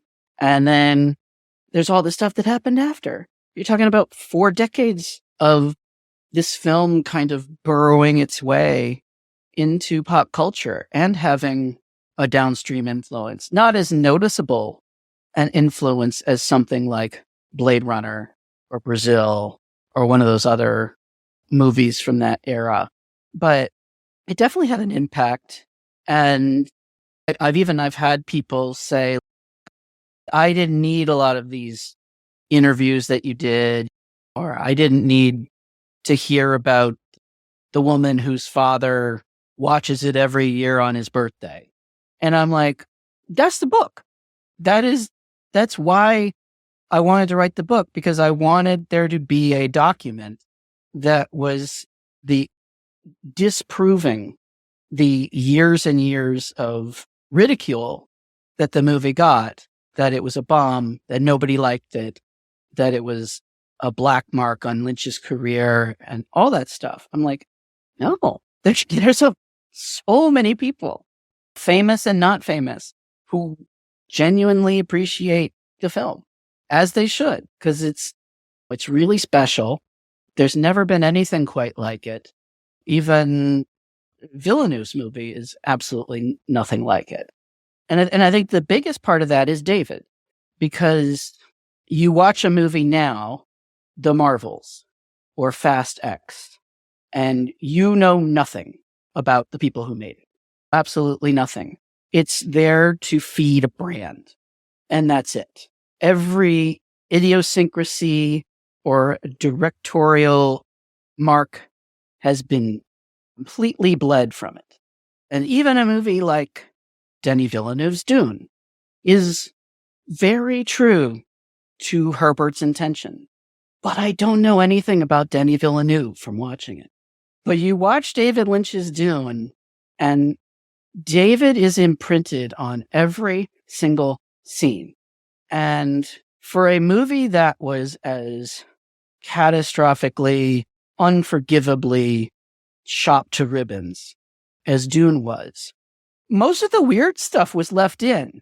Most of the stuff on the cutting room floor was like connective tissue and character building and world building and helping to make the story flow and make sense. But it was the stuff that you would today you would be keeping, and you would be cutting, like the cat rat milking antidote box or the giant grasshopper man in a terrarium. It's all of that stuff. Be gone with you. I talked to Josh Miller on the Best Movies Never Made podcast, and I said, Josh, you've been through development process. You've written big movies like Sonic the Hedgehog. And at what point in the development process would the cat rat antidote box have been cut? And he's like, sometimes it's not anybody telling you. Sometimes you cut that stuff yourself because it's not going to get through. So yeah, David pushed that sketch in front of Kevin Feige's face. They'd be like, David, these two gentlemen are going to escort you to the parking lot. Here's a box with all the things from your office. Yeah. No, it's a remarkably, wonderfully weird, idiosyncratic movie. I love every frame of it. I love just the experience of really being able to escape into a foreign world. And it's like people talk about escapist movies. Dune was really going for it. It was trying to make you feel like you're transported to a foreign environment where you don't know the nomenclature, you don't know the culture, it's like everything's supposed to feel new and exciting. I really wish that I had your book before I did my commentary, but I had 2 months to do my research. You had a few more years to do yours. So I can't be too jealous, but my God, you filled in so many holes, so many blanks, and I'm sure I got so many things wrong. I wish I could have spent another year on it. That's how crazy I am. I wish there's still things I want to know about. Just in just a few days, actually, I'm going to be talking to Mark Siegel, who worked with Bob Ringwood on the still suit manufacturing for Dawn Post. Yeah, I'm gonna chat with him. Yeah, I'm still into it, man. I'm like the tragic figure in a noir. I have to know what's in the suitcase. Yeah. I hope that there is a second version of the book or a second edition because, what you found with Dune Messiah, what you're about to find out, and I'm sure there's so many other things that are still, hopefully things are coming to the surface for you without having to dig too much these days. Yeah, I've had people who worked on the movie who have approached me just being like, hey, I read your book. Like, why didn't you talk to me? I'd be like, I wanted to. I don't know. Yeah. Maybe I didn't know your email or whatever.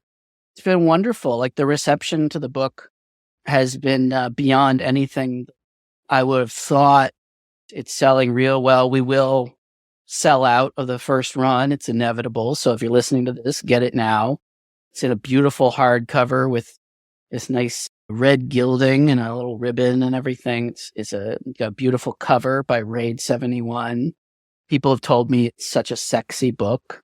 It's the only sexy thing I've ever been associated with.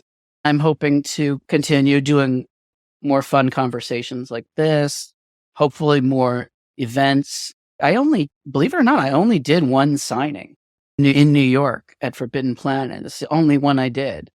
There was initially like so little interest.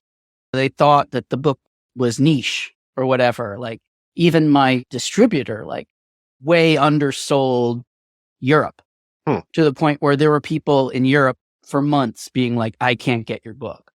And we have it. It's in a warehouse. You should be able to get it. Yeah, no, but I'm starting to finally get some events lined up. I'm doing an intro and signing of a screening of Dune at the Texas Theater in Dallas on March 9th with Matt Zoller Seitz. That will also be the first time I've ever seen the movie in a theater. Oh, wow. Yeah.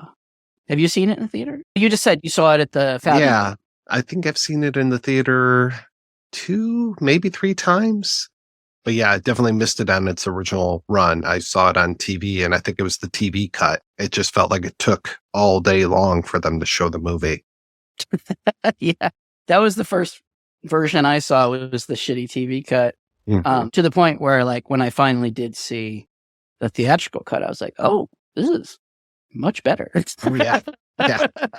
This is not as boring or stupid. Yeah, or that opening narration. And I'll tell you another thing. I didn't realize, because I knew like what Sylvia Mangiano says and what Virginia Madsen say are so similar. And I kept thinking, how would they have had both of these in the movie at the same time? I didn't realize that Virginia Madsen, Zardah's opening, was a late addition to it. Yes, some people said that it was supposed to be Sylvana doing the intro. And then because Sylvana and Dino were going through a divorce, he cut her parts down to about 30 seconds. A lot of people unfairly pillory Virginia for that crappy tacked on narration, but it's her fault. Like the studio and the producers didn't have the confidence to be able to say, people will get it.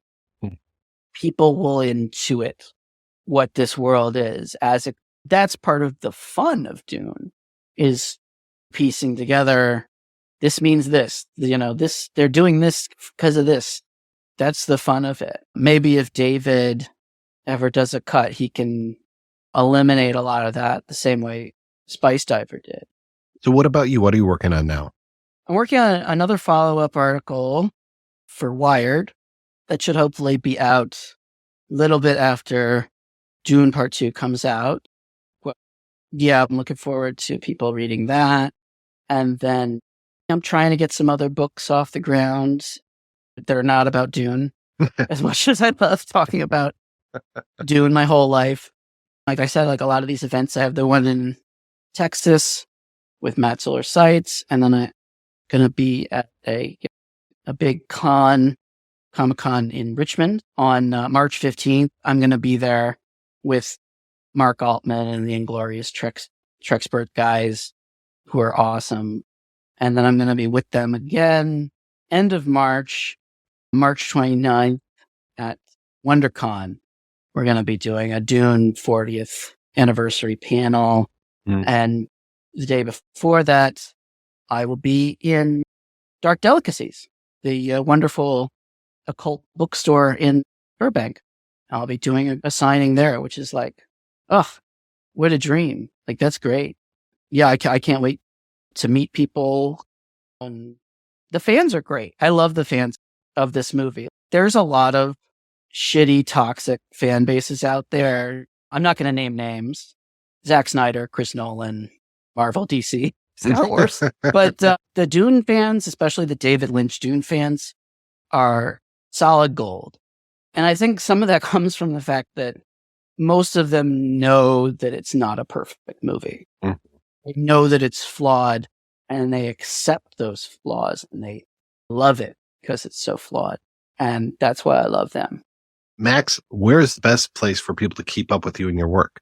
You can't go wrong with maxevry.com, maxevry.com.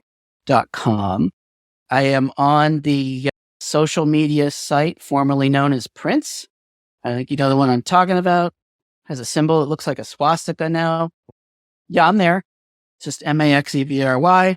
And if you're more interested in Dune stuff, then you should go to my Instagram, which is maxevry1.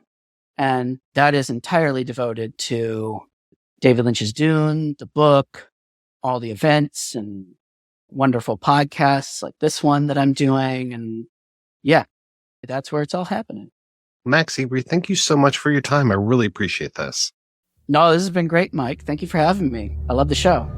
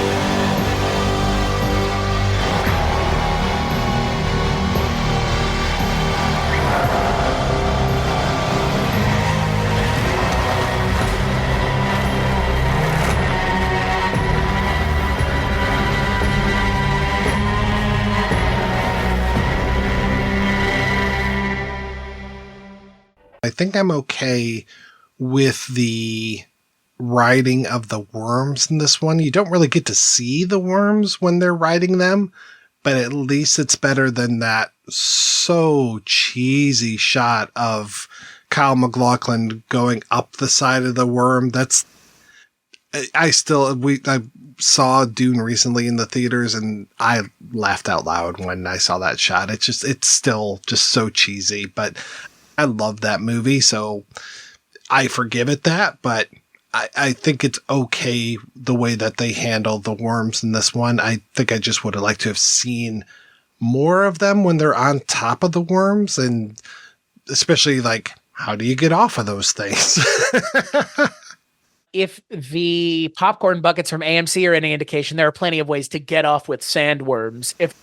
That's the thing about the sandworms that I can't unsee now. Anytime I see them in the movie, is I just think of this like giant unintentional sexual device, and or the worst conceived popcorn bucket. Because even if it doesn't look like a fleshlight, did anybody try it out and pull popcorn out of that bucket that had butter on it through those tendrils? Because now I need to wear like gloves, or I need chopsticks to get the popcorn out, because it's impractical. And similarly to getting off the worms, we never see how it happens. So it might be just as impractical. There's like a giant ladder that they pull up to, and it's just like they get off and climb down. Is that what it is? A giant pile of sand, probably? Yeah, they're like, pull up next to that dune. I want to jump off. I know how sharp the teeth of the maker is, so I don't know why you would stick your arm into that hole. It feels like the only thing that could be inside of that popcorn bucket is pain. It is like the height of capitalist idiot bullshit, the most boring dystopia, that now we in the West have co-opted something that was very popular in Japanese theme parks, especially Disney theme parks, which was themed popcorn buckets. Now our movie theaters are doing it, but they never asked if they could and should. They just did. And look, I have a Ghostface popcorn bucket from AMC that my folks got me that's sitting in our living room. It's a cool little thing because it's like a Ghostface head, and you pop the top open and you put popcorn in it. Practical. A thing that is impractical that looks like a giant pussy, it's going to get laughed at. And it's like it's the best and worst kind of publicity. Because like, again, like I said, with the worms in the movie, that's all I can see now. But at the same time, at least you move the needle. I don't know if anyone went and saw this movie because lol, a popcorn bucket looks like a fleshlight. But you might have gotten some people to be a little bit more interested in Dune otherwise. The sandworms are like uninteresting. It's like that's the thing. Like all of this feels very just blah. Still, like the design of everything just doesn't feel fun. It's so gray. Like it feels, if I didn't know this was a Denis Villeneuve movie, I would have told you it was a Chris Nolan movie. Like really, like it feels like that. You know what I mean? And if Chris Nolan's style, there's something that's removed here that I don't know what it is. A sense of fun, like sense of this could be entertaining. It's not a Chris Nolan movie because it's a pretty straight ahead linear narrative. And other than the Batman movies, I don't know if he knows how to tell a straight ahead linear narrative. If he had adapted Dune, he might have just done like Batman and just done it linearly. Maybe. That's the thing. I feel like Denis Villeneuve, like all of his movies feel of a piece, and that's good because I like what he brings to things. I just don't think what he brings to Dune is the right thing. That's the thing. I don't know. His idea of what Dune is and my idea and your idea and Frank Herbert's idea, I feel like he's further in cinematic Dune territory than he is the book Dune. And the book Dune, I mean, look, yes, we can keep saying it over and over again. The book is a lot more interesting because it's a complex narrative. I have seen plenty of films that are complex narratives too. That's not fair. Movies can be just as complex. Why are people still talking about Stanley Kubrick's films all this time later? It's not because there's not a lot to chew on. It's because there's more than enough, to the point of people wrapping themselves in conspiracy theories that The Shining's about the moon landing. And that's the thing. I'm not saying Dune needed to be that, but Dune needed to be a thing where people could actually look at it for what it is, which is a very bizarre story about what happens when power goes to someone's head. And I don't know if Denis Villeneuve is necessarily super engaged with that idea. It doesn't seem to me he is, which again, like with Jurassic Park, like with other movies, you can take the idea and do your own thing with it. In a lot of ways, one of my favorite movies, something we covered on the projection booth so many years ago, was Annihilation, which the book of Annihilation is not even the same thing. It's not even the same. It's so not even the same thing. I've read the book twice and I'm not sure I understand it. I get the movie. The movie has a lot going on. It's an Alex Garland movie. But for me, that's more what I'm getting at. I like when someone takes the idea of something and does something with it that makes sense and doesn't devalue the franchise or the IP, but takes it and does something interesting with it. This just turns it into a very straightforward story. This movie, not as much as the last one. Again, they have those questions of Paul and whether or not he's going to embrace the power, but then he just does, and that's it. And it's like, and then he does. And so he knows he's a Harkonnen, so he's going to be a Harkonnen. The end. And it's like, whoa, you made that decision in the span of one scene? Okay. It doesn't feel like there's a temptation. It feels like he needs to be tempted and then give in to the temptation and then revel in the temptation. Because Dune Messiah is a story about how Paul is not, in fact, a good guy. He is, in fact, not able to control what he started. And in this narrative, you would be led to believe he had no interest in ever starting it to begin with. And in the book, that's also not the case. He's written differently in the book. He doesn't necessarily bristle at the idea of being given infinite power. This, it's, I don't like the idea. Like, why? It's, man, I also don't like that because you understand why. Stop asking why. You might not like it, but you understand why they're doing this because there's always going to be a pull and push in the universe for power. And they get it. Princess Irulan gets it. She goes, if you do this, it'll look like the other houses will realize you did this. So you have to make sure that you don't look like the person who killed the Atreides because then they won't trust you either. That's smart writing for that character. Why it's so few and far between is a shock. You know who else is missing from this movie that I just remembered, and I'm kind of glad that he is? Leto, the son of Paul and Chani, because he's in the book, but you barely even, I don't even know if he's actually in a scene in the book, but they talk about him being down in the south and he's being protected down there. They want to keep him away from Paul Muad'Dib so that he doesn't get injured, and then he eventually gets killed. And that's a motivating factor a little bit for Paul, but not nearly as much as it should be for me. So I'm glad you're not there. Also, this whole thing of once they find Gurney and he's got all of his smuggler friends, there's the whole question of, do we kill the smuggler friends? Oh, some of these smuggler friends joined you recently. It sounds like they might be Sardaukar, and they have a whole face-off against these Sardaukar guys, and they eventually, I think they let 2 or 3 of them live, and then they release them, and they're the ones that run in and tell the Harkonnens and the Emperor that Paul is coming and that Paul is Muad'Dib. I'm okay. Again, with these changes, I'm okay, because Leto the baby was basically just now it's personal type of moment. For me, the now it's personal for this one is when the Beast Raban destroys the one Sietch and the water is destroyed. I'm like, oh, that's a big deal to me. I'm like shocked that the water was polluted and that all the rocks and everything fell into it. So I was like, oh, that's terrible. But nobody seems to care. Like, they do have a scene where they go in and it seems like there's like refugees and stuff. And I'm just like, oh, this kind of reminds me a little bit of Palestine right now, but I'm sure that was just a coincidence. But just to see some of these homes being destroyed, the Harkonnens coming in there and even torching the birds that live inside of the sietch and everything, they're leaving no one alive. I don't know if we mentioned it the first time we talked about the first movie, but this is the second time we're talking about the first movie now, and you mentioned the Thufir Hawat character. Do they ever even say Mentat in these movies? That's right. Yeah, I don't think they say the juice of Safu at all. It's only if you're paying attention do you see that Piter and Thufir both have that little tattoo. They don't have the big bushy eyebrows that we had in the previous movie. There's no real mention of Beni Thylax or whatever, the home planet, the Mentat. Again, like you're saying, the whole Frank Herbert originally was basing all of this stuff off of the Middle East and oil and the Russians, obviously Vladimir Harkonnen. There's all of this history that he's building upon and basically casting it out into space.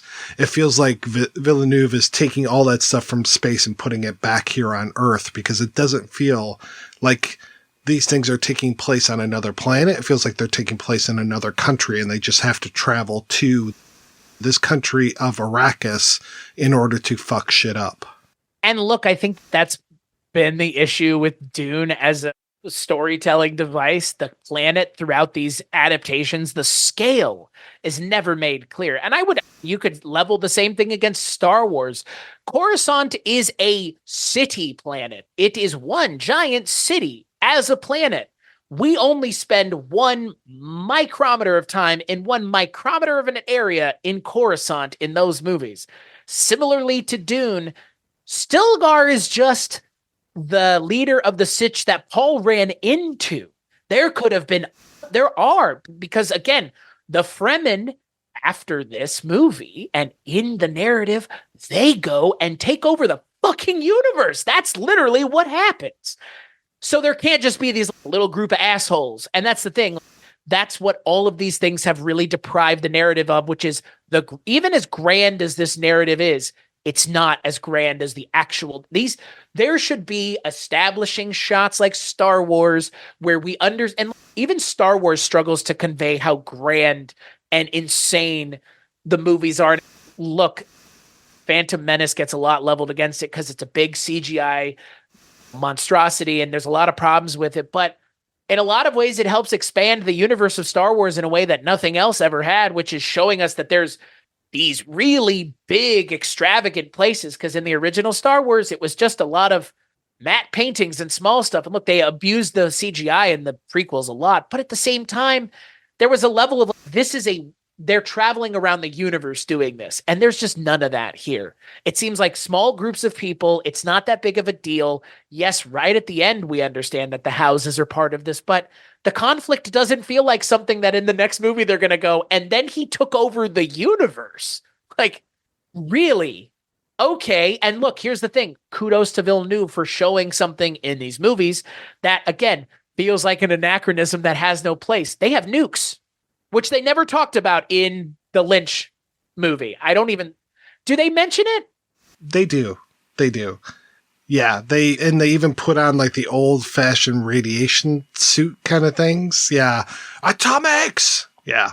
But they don't talk about how they're violating the treaties around the use of atomics. They do have, they've got the whole area where they keep the atomics in here, right? Gurney shows them where the atomics are. Yeah, because he has to stick his fingers into the thing. It's like it'll only open. Only if your midichlorians are high enough. I didn't violate the treaty because I didn't use them against people. I used them against the shield walls. Suck on it, Emperor. Until they use it on the ships at the end. Exactly. Yeah. Rewatching the movie, they do attack the Harkonnens at least 3 times, and including like a blowing up of the whole refinery, which really sets Raban off. So they are doing a little bit more damage, but it still doesn't feel. And again, this is all taking place over 9 months, unless Atreides women take a lot longer to gestate their pregnancies. Yeah, the conflict feels so truncated. And this is 2 movies. You're spending 6 hours talking about this, and it still feels truncated. Yeah, I don't know. Look, I don't know if anyone could ever make Dune feel grand unless you do it as a TV show. That's the thing. Game of Thrones would not have worked as a movie.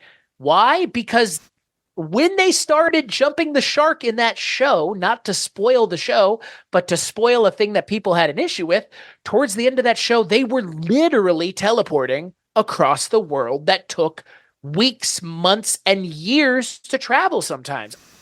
Part of the narrative of Game of Thrones is an army crossing a sea to come and attack the essentially Middle Earth in Game of Thrones. And in this, it should have been the same thing. Look, this is a conquest of the planet that they get to Arrakeen at the end, and this is where the big conflict happens. This movie doesn't treat it that way, and neither does Lynch's movie for that matter. None of these movies do a very good job at conveying the scale of what the conflict of Dune is. That's because I genuinely think if this had been a TV miniseries, 3 or 4 seasons even, because I think you could break the book up into 2 or 3 seasons of TV easily. You could have the first season end with the Duke dying, with Duke Leto dying, and shit, that's a lot of castle intrigue. And if people don't know that Dr. Yui is a turncoat, that could be the cliffhanger of one of the episodes. This shit writes itself. No, instead, we're just going to rush and make a movie. And here's what I don't get. You're telling me if Denis Villeneuve was like, I want to make a TV show of Dune, they wouldn't back a fucking truck up to his house? That's what I don't understand. We saw what they did with The Lord of the Rings, and the people who are directing Lord of the Rings were not Denis Villeneuve level of directors. They're much more just like people who work in TV and people who are used to working on high-end TV shows. If you're worried about the budget, this would have been a bigger deal if it had been a TV show. I genuinely feel like.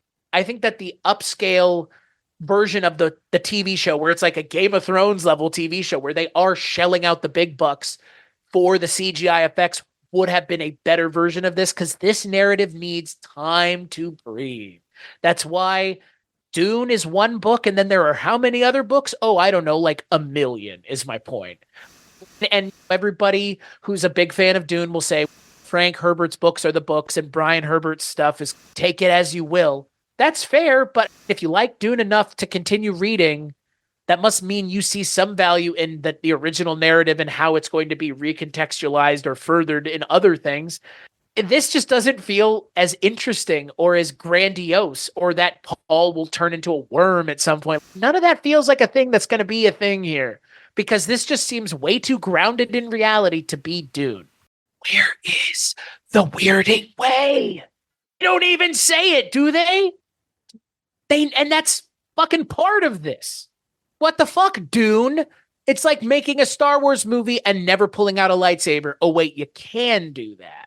But not if you're telling the story about Jedis, you can't. And that's the problem. If you're telling a story about Jedis, lightsabers are expected. If you're telling a story about the character of Paul, you need to use the word mentats. You need to say Harkonnens correctly. You have to talk about the weirding way. You have to talk about those things, because those are part and parcel to the narrative. And they're not here. And look, call me a nitpicker, call me a hater, whatever the fuck you want to call me, it's fine. I enjoyed these movies for the movie versions that they're trying to be, but in terms of them being good adaptations of Frank Herbert's source material, they are not that. And that's the thing. I genuinely wonder if people who watch these movies are even going to look at the books. If they would go pick up the books, or would they just go, I'm good with this and this must be good enough. And that's what I wonder. I don't think that this would make me go out and read the books, because I think if I read the books, I'd be like, this isn't the movie that I liked and watched. It's so different. And I would not be surprised if there was a podcast in 1984, if the host of that would be saying the exact same thing about Lynch's movie. What the fuck is it with these weirding modules? That's not how the weirding way works. And you don't use sound to attack these people. But I love it. I love what he did. And I love that they gave them this technology in order to do it. And it just made a lot of sense. I do have to wonder if there is a nod to Lynch in Villeneuve's film, which is when they take the Baron's body out to the desert and just leave it there. And you get that weird shot of Stellan Skarsgård out on the desert, and you see all of the ants crawling around him and the ants go into his ear. It's so reminding me of Blue Velvet. I've got to assume that's what that was. I was wondering if there was going to be some Lynchian moment to pay homage to a movie that I'm assuming Denis Villeneuve likes that movie, or maybe sees a value in remaking it. But yeah, that would be my assumption as well. If not, what are you referencing? Please tell me. That was odd to just throw him out into the desert like that. I did like that after he gets incapacitated, the Baron that is, that he starts to crawl for the throne. I was like, oh, that's pretty great. He's still so hungry for power that he's crawling up to get to the throne. I wish that it had been like almost a John Wick 4 type of thing of him constantly crawling up there and then getting thrown back down, then crawling back up again. but that didn't happen. That's the thing, like the final conflict should have been more than 5 minutes because you've spent all this time telling us how important this is going to be. And then it just ends, just like a lot of the things in this movie. You know what?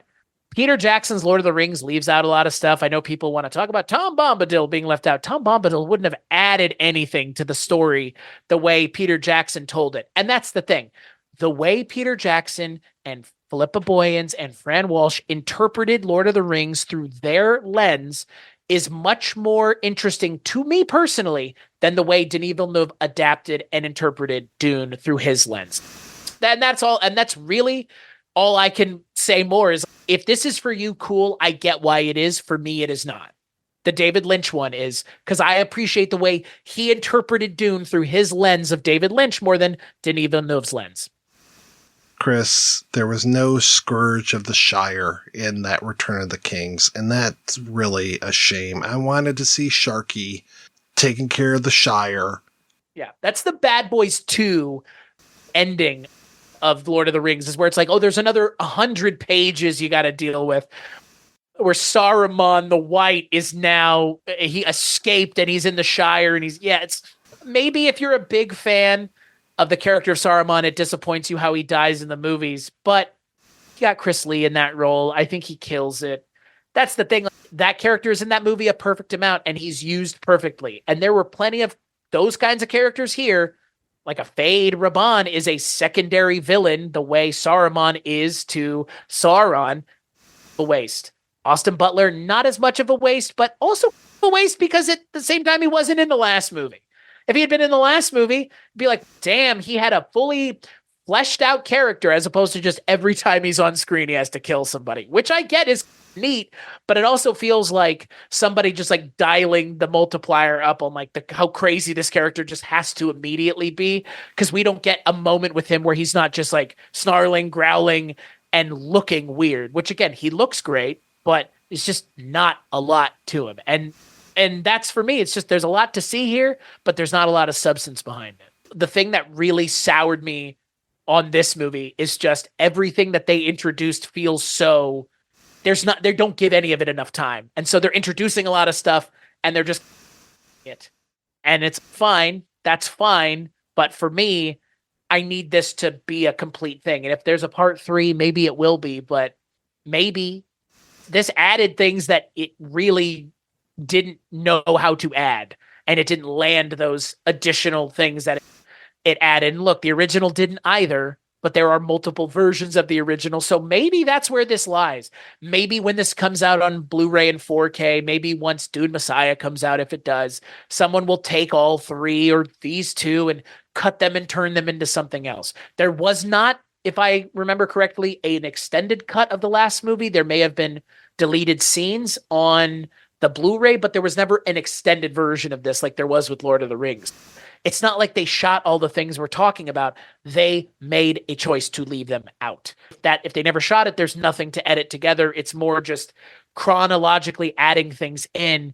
But then at the same time, if you do that with these 2 movies, you'll have Austin Butler in the first hour of the first movie, and then in the first hour of the second movie, which is 3 hours later. So it's, wait a second, maybe it doesn't really matter. So yeah, I'm glad we got to talk about this. This was actually not a movie I was going to go out and see because the last movie just wasn't my jam, but I'm glad I enjoyed it more.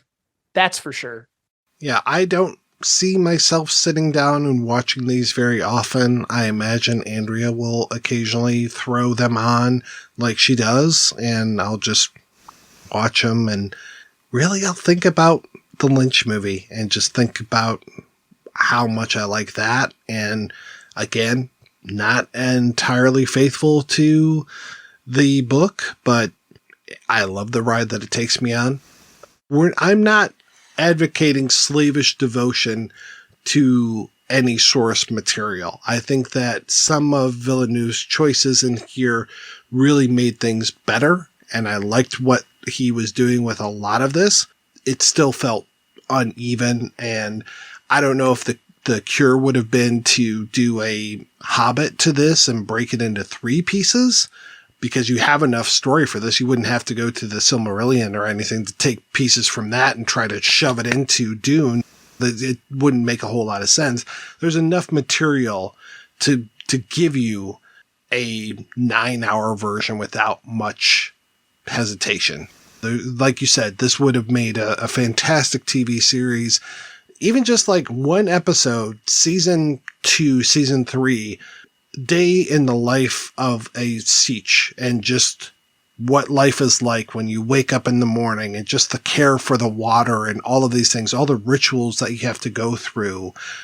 That would have been a fascinating thing, to just follow some nobody Fremen and all of the shit that they have to go through in a day. When one of the most interesting characters in your entire film franchise, as it is so far, 1 and 2, is the guy who tends to the water in the first movie in the capital of Arrakis, and he's a more interesting character than Feyd-Rautha is. Yeah, you've failed and missed the point, which is the world of Dune is what's interesting, and the characters can be interesting in the focus, but the world is rich and full of things that are beyond comprehension, and that's Frank Herbert for you. And while I think we would both agree we can appreciate someone else interpreting it, at the end of the day, I might just advocate to go read the goddamn book with this one, because the book is that good. It is that expansive. It does feel like a fully fleshed out thing that you can wrap your arms around in its entirety and understand. And like you said, the movies aren't that, but they could never be that unless they did it in a way that makes it where, like you said, I understand. Day in the life of a Harkonnen, even on Gedi Prime.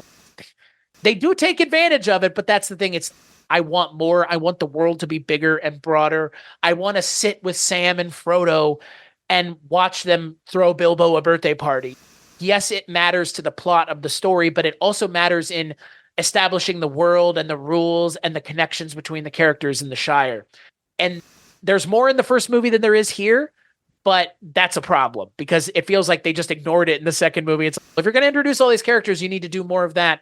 Give this movie another 30 minutes is what I'm saying. Maybe that's a bad thing. I don't know if it would have fixed it, but I think you and I are both more on the fence on this one than we were on the last one in terms of enjoyment. So it might have teetered me more into this is one I would enjoy if those things that were added were better executed. Chris, thank you so much. This was a lot of fun talking about Dune Part 2 with you. And when you're not talking about Dune Part 2, what are you up to these days? Talking about movies because, hey, I like watching movies and not being able to enjoy them anymore. It's the struggle of doing this. Yeah, everything that I do and talk about in terms of audio can be found over at weirdingwaymedia.com, which, yes, is named for a thing from Dune. So if you don't realize how much we love Dune, it's right there in the name. That's all I'm saying. What about you, Mike?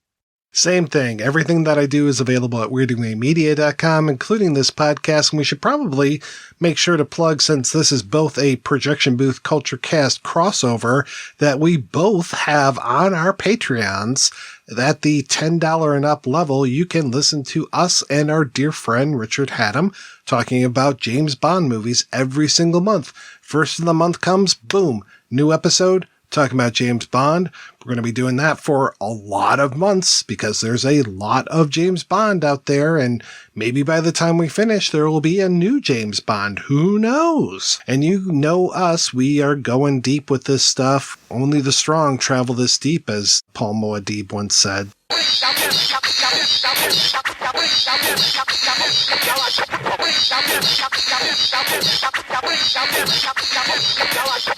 Get your teeth moved. Don't provoke or get your teeth moved. Don't provoke or get your teeth moved. Don't provoke or get your teeth moved. Don't provoke or get your teeth moved. Don't provoke or get your teeth moved. Don't provoke or get your teeth moved. Don't provoke or get your teeth moved. Don't provoke or get your vocal, get your vocal, get your vocal, get your vocal, get your vocal, get your vocal, get your vocal, get your.